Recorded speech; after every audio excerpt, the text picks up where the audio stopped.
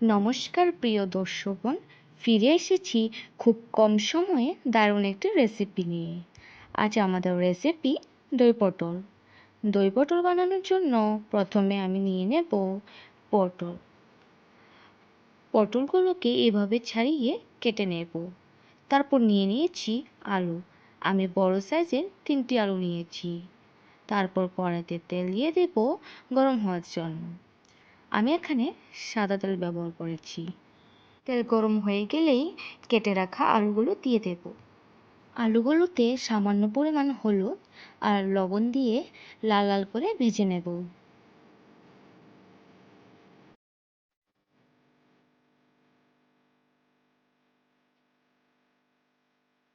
আলুগুলো তুলে সেতে দিয়ে দেব কেটে রাখা পটলগুলো।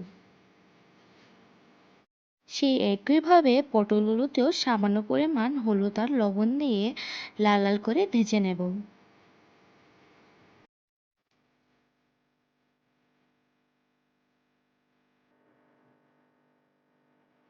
পটলগুলো ভেজে তুলে নিয়ে তারপর কড়াইতে সামান্য আরও একটু তেল দিয়ে এর মধ্যে দিয়ে দেব এলাচ আর দারচিনি, দিয়ে দেব চিকন জিরা আর দুটো তেজপাতা। তারপর দিয়ে দেব কাঁচা লঙ্কা বাটা স্বাদ অনুযায়ী, দিয়ে দেব স্বাদ অনুযায়ী লবণ আর হলুদ। তারপর দিয়ে দেব স্বাদ অনুযায়ী লঙ্কার গুঁড়ো। তারপর দিয়ে দেব ধনিয়ার গুঁড়ো আর জিরার গুঁড়ো। তারপর ভালোভাবে নেড়েচেড়ে এর মধ্যে দিয়ে দেব দই।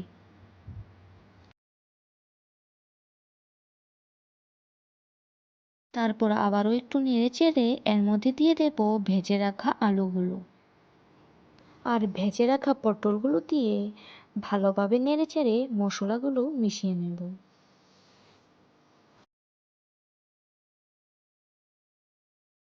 তারপর এর মধ্যে দিয়ে দেব পরিমাণ মতন জল।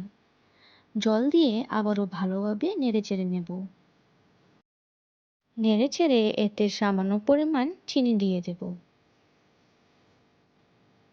চিনি দিয়ে তারপর 3 থেকে 4 মিনিট ফুটিয়ে নিতে হবে। ফুটে আসলে একটু নেড়েচেড়ে নামিয়ে নিলেই তৈরি আমাদের দই পটল রেসিপি। আশা করি আপনাদের এই রেসিপিটি ভালো লাগবে। আপনারা সাদা ভাত, পোলাও সব কিছুর সাথেই পরিবেশন করতে পারেন। ভিডিওটা ভালো লাগলে চ্যানেলটা সাবস্ক্রাইব করে পাশে থাকবেন। ভিডিওটি লাইক শেয়ার করে দেবেন আর কমেন্টে অবশ্যই জানাবেন কেমন লেগেছে। আবার দেখা হচ্ছে পরের ভিডিওতে। ধন্যবাদ।